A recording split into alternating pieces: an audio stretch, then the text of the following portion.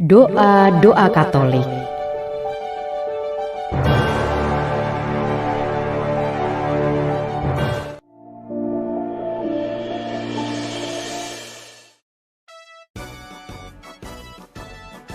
Halo saudara-saudariku yang terkasih, salam sehat penuh kerahiman Tuhan. Di tahun yang penuh hikmat ini, Komisi Kateketikus Penabung Jakarta menyajikan bahan-bahan seputar katekismus, ajaran Gereja Katolik. Harapannya supaya umat Katolikus Penabung Jakarta dapat menggali inspirasi darinya dan memperoleh kebijaksanaan. Salam katekese, Tuhan memberkati. Banyak orang memahami doa sebagai berbicara dengan Tuhan. Ada juga orang yang mengatakan bahwa doa itu seperti mengintip ke surga. Dengan berdoa, jiwa manusia dibawa pada suasana sukacita surgawi. Lalu, apa itu doa menurut ajaran Katolik? Katekismus Gereja Katolik menyebutkan bahwa doa adalah pengangkatan jiwa kepada Tuhan atau satu permohonan kepada Tuhan demi hal-hal yang baik. Dari mana kita berbicara kalau kita berdoa? Dari ketinggian kesombongan dan kehendak kita ke bawah, atau dari jurang hati yang rendah dan penuh sesal? Ya, kita berdoa dari kerendahan hati dan kerendahan diri.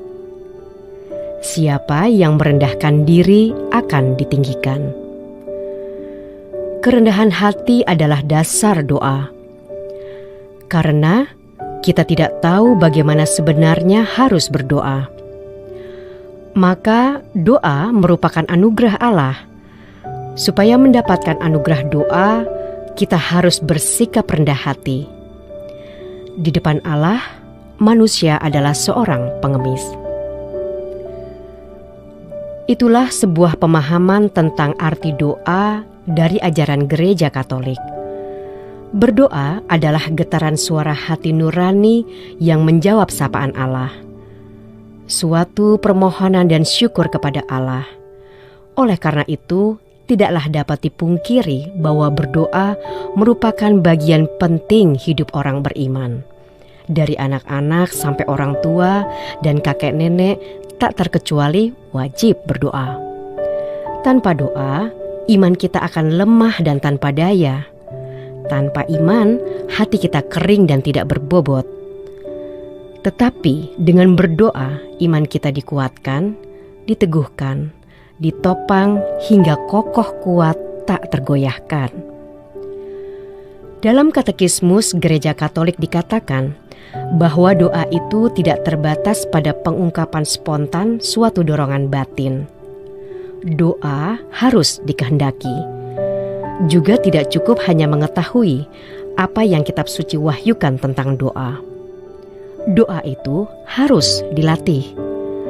Melalui kebiasaan baik ini, Roh Kudus mengajar anak-anak Allah berdoa dalam gereja yang beriman dan berdoa melalui tradisi hidup dan tradisi kudus.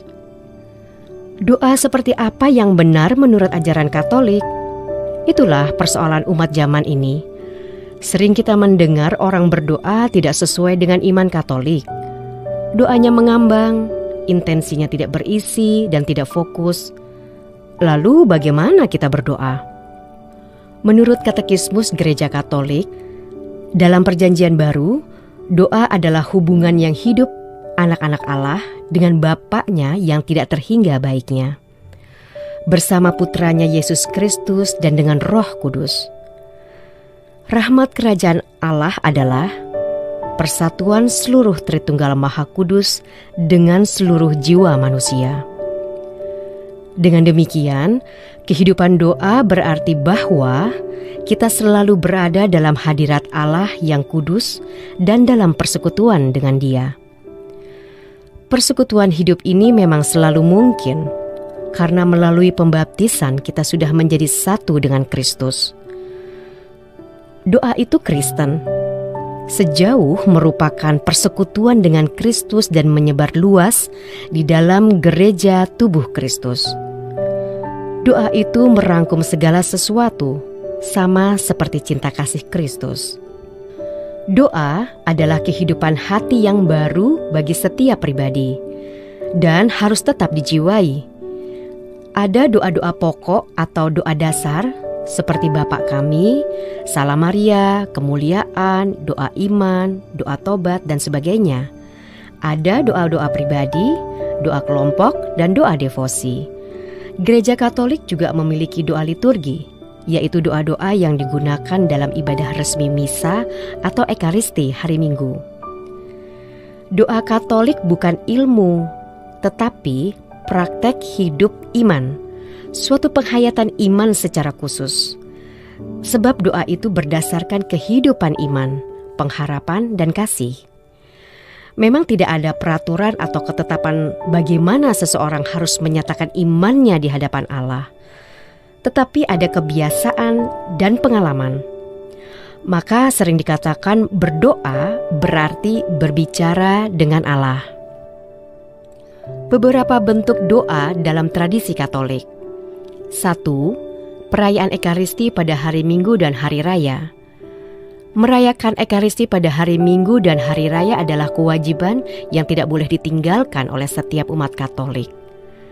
Karena Ekaristi merupakan sumber dan puncak hidup orang Katolik. Adalah baik bila dapat melaksanakan Ekaristi setiap hari. 2. Ibadat Sabda, yaitu perayaan ibadat bersama-sama dengan tatanan liturgi yang sudah ditentukan dan berpusat pada perayaan Sabda, di mana umat berdoa, mendengarkan, membaca kitab suci, merenungkan, dan mendengarkan khotbah pemimpin ibadat. Ibadat Sabda ini bisa dilaksanakan harian di rumah, dalam kelompok lingkungan, stasi, wilayah, secara berkala. 3. Doa Angelus atau doa Malaikat Tuhan. Didoakan umat Katolik pada setiap hari pada pukul 6 pagi, 12 siang, dan pukul 18 petang. Doa ini bisa didoakan di mana saja dan sedang dalam kesibukan apapun. 4.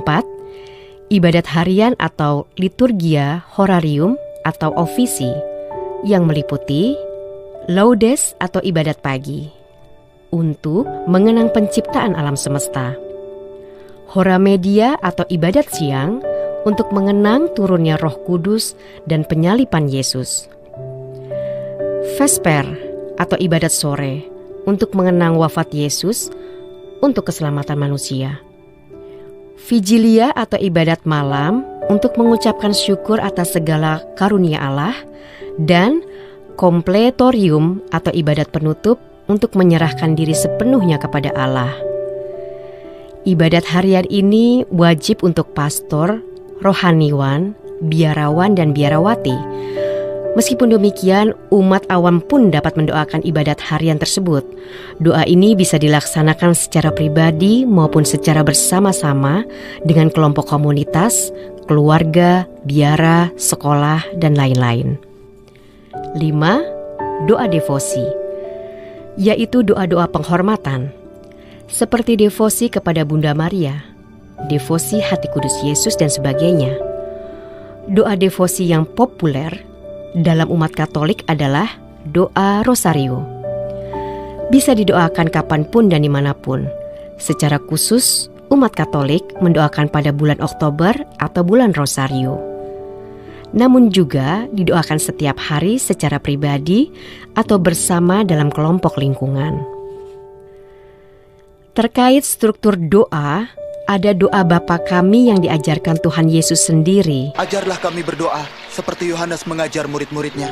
Bila kamu berdoa, katakanlah, Bapa Kami yang di sorga. Doa ini memiliki pola yang bagus, antara lain, 1. Menyebutkan nama Allah dengan sifat mulianya atau kemahakuasaan Allah. Menyapa Allah sebagai Bapa yang sungguh dekat di hati manusia. Dia yang tidak jauh namun ada dan tinggal di antara kita sebagai Bapa kita. 2. Intensi atau permohonan. Memohon datangnya kerajaan Allah di muka bumi. Memohon rezeki setiap hari, kesehatan jiwa dan raga, memohon pengetahuan iman sehingga tidak jatuh ke dalam pencobaan. 3. Penutup doa. Doa yang benar dibuka dan ditutup dengan Trinitas. Dalam nama Allah Bapa, Allah Putra, dan Allah Roh Kudus. Marilah berdoa. Dalam nama Bapa, Putra, dan Roh Kudus. Amin. Tuhan yang Maha Rahim, terima kasih atas rahmat doa yang Kau limpahkan kepada kami.